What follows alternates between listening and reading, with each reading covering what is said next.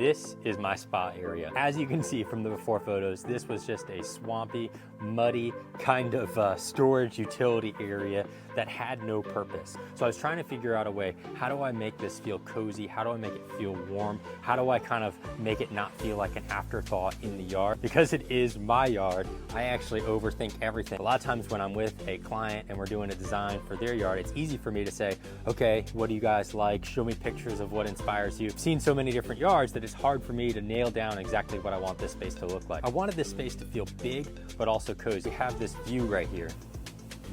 In LA, right here in our neighborhood, I wanted to have the views of nature so that when I'm sitting in the hot tub, the nature is right behind me and it feels like it's part of the space. The first thing that I did, put up a privacy panel, and then I put lights up through that privacy panel. That allows the vertical space with the lights to make it feel like it's longer and wider and not feel just like a wall that's cramped in. The second thing I did is I put this pergola up. It gives this more of a room-like feel with ceiling. To complete that room feeling, also switched our fence materials. So you see right here, I switched to like an open metal fence. While I don't have it yet, I actually built this a little bit larger than it needed to be so that I could actually hang a full-size swing, maybe even a day bed from this pergola right here. So you see where these table and chair are, I would just slide that right to the side and put that swing right here. So I always joke with the guys that a hot tub is just gonna show up one day and it's gonna fit in the space and I'm not gonna have to pay any money for it. Sure enough, I'm in a client's backyard where they're laying out a walkway. Saw this hot tub in his backyard and I said, hey, what are you doing with that hot tub?